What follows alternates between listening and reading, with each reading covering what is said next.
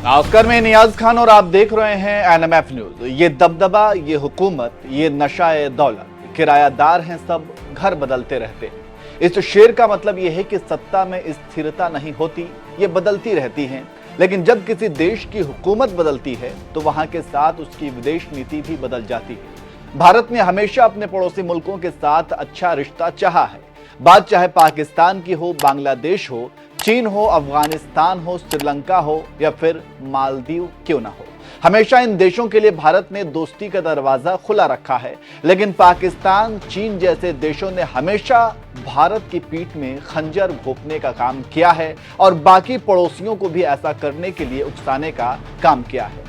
मौजूदा समय में मालदीव इसका बेस्ट उदाहरण है। मालदीव और भारत के बीच हमेशा से मधुर संबंध रहे हैं, लेकिन मालदीव में जैसे ही सत्ता परिवर्तन हुआ तो पाकिस्तान और चीन की चाल में आकर मालदीव ने भारत को ही आंख दिखाने का काम शुरू कर दिया और राष्ट्रपति मोइज़ू ने मालदीव से भारतीय सैनिकों को हटाने के लिए एक अल्टीमेटम भी जारी कर दिया और इंडिया आउट के नारे को बुलंद कर दिया। हालांकि भारत ने मालदीव की औकात कुछ अलग तरह से दिखाई जब पीएम मोदी ने लक्षद्वीप में जाकर वहां के टूरिज्म को प्रमोट करने के लिए कई तस्वीरें खिंचवाई, जिसके बाद राष्ट्रपति मोइज़ू को और ज्यादा मिर्ची लगी। फिर उनके एक सांसद ने पीएम मोदी की तस्वीर पर विवादित कमेंट कर दिया, फिर बाद में माफी भी मांगनी पड़ी। कहने का मतलब यह है कि जब से मालदीव में हुकूमत बदली है तब से ही इंडिया आउट के नारे को लेकर वहां ज्यादा हलचल है। लेकिन मोइज़ू के लिए यह सब इतना आसान भी नहीं है, इसलिए दोनों देशों के बीच एक उच्च स्तरीय बैठक हुई है जिसमें भारतीय सैनिकों की वापसी को लेकर औपचारिक सहमति बन गई है। इस बातचीत में यह तय हुआ है कि भारतीय सैनिक मालदीव से वापस तो आ जाएंगे, लेकिन उसके बदले भारत वहां अपने सिविलियंस यानी असैनिकों को तैनात करेगा और 10 मई तक भारत अपने सैन्य कर्मियों को बदल देगा।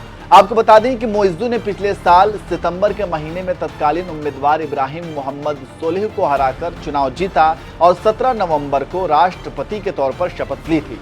हालांकि सोलिह सरकार के दौरान भारत और मालदीव के बीच रक्षा और सुरक्षा सहित समग्र द्विपक्षीय संबंधों में काफी प्रगति हुई थी, लेकिन मोइज़ू के राष्ट्रपति बनते ही उन्होंने भारतीय सैनिकों को वापस बुलाने की बात छेड़ दी, जिसके बाद भारत और मालदीव के रिश्तों में खटास आनी शुरू हुई। अब चूंकि मोइज़ू ने भारतीय सैनिकों को वापस भेजने का चुनावी वादा किया है तो फिर उसे पूरा भी करना होगा।